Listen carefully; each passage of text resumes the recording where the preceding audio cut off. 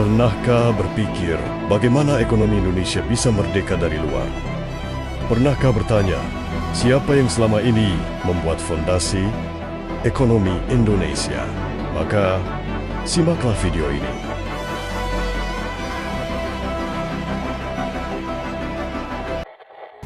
Halo semuanya, balik lagi di podcast kita hari ini, Tokoh di Balik Layar.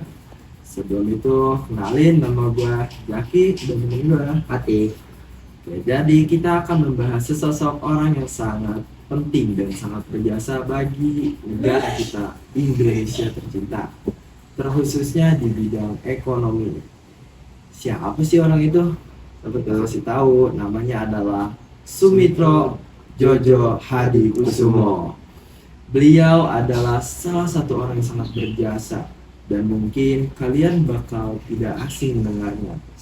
Ada beberapa orang yang mengenal dia itu sebagai ayah dari Pak Presiden kita saat ini, yaitu Prabowo Subianto. Juga beliau terkenal tidak hanya soal anaknya, tapi juga terkenal soal prestasinya yang diberi gelar Begawan. Begawan dia gelar yang diberikan pada saat kemerdekaan Indonesia tahun 1945 yang membuat ia makin terkenal. Jadi pada tahun 1945 itu Indonesia itu contohnya seperti komputer yang memiliki memiliki hardware namun tidak memiliki software. Contohnya kayak kita punya komputer tapi nggak punya Windows-nya gitulah. Jadi sistemnya ya. Jadi Pak Sumitro ini datang sebagai orang yang mengisi atau menginstalisasi sistem tersebut. Oke, lanjut ke inti materi pertama. Langsung aja kita ke materi intinya. Kalau dalam bahasa Gen Z itu bahasa Gen Z tuh langsung simpelnya gini. Oke. Merombak ekonomi copy paste kolonial. Coba lu bayangin. Situasi Indonesia itu merdeka secara politik, namun secara ekonomi Indonesia itu masih dijajah. Contohnya tuh seperti ini. Indonesia itu hanya mengenal sistem ekonomi kolonial yang bisa dibilang kita tuh hanya mengambil bahan mentah, lalu yang menjualnya dan menjadi bosnya itu adalah antek-antek asing. Antek-antek asing.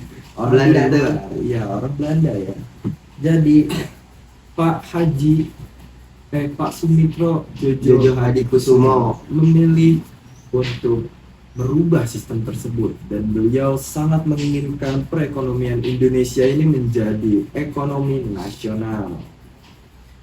Oke, langsung.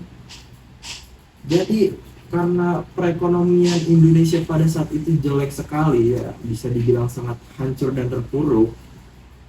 Pada saat itu rakyat Indonesia asli atau bisa kita sebut pribumi hanya menjadi kuli dan penontonnya saja. kerja rodi tuh. Iya. Pada saat umurnya 33 tahun beliau sudah menjabat sebagai menteri. Beliau sangat hebat. Beliau sudah harus memikirkan hal-hal yang tidak terpikirkan oleh anak seumurannya. Beliau harus memikirkan cara memutus ketergantungan pada Belanda. Beliau percaya bahwa kedaulatan itu gak cuma soal bendera berkibar, tapi soal siapa yang megang dompet negara. Strateginya, jangan cuma jualan mentah, tapi mulai bangun industri sendiri. Langsung ke materi yang kedua. Kapan program Banteng pertama kali diluncurkan dan siapakah tokoh utama di baliknya sih?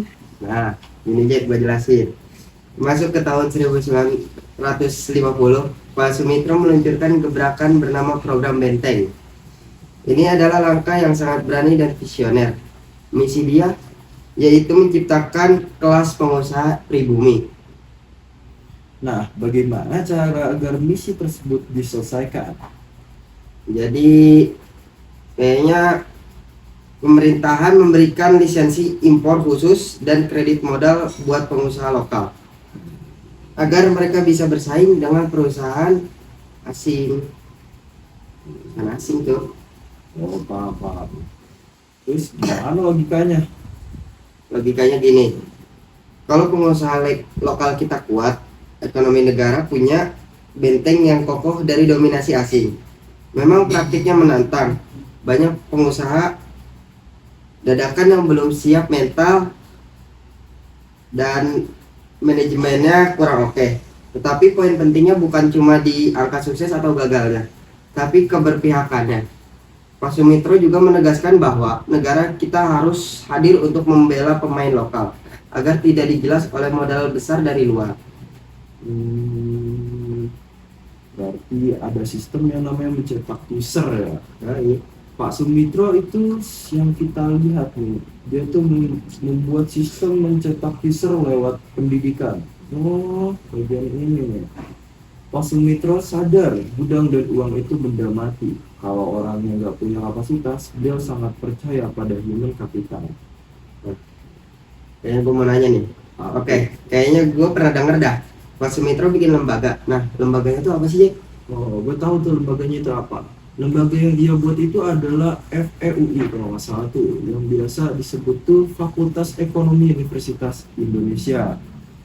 Terus beliau juga nggak cuma jago teori, tapi juga praktisi yang handal yang ingin melahirkan ribuan orang seperti dia.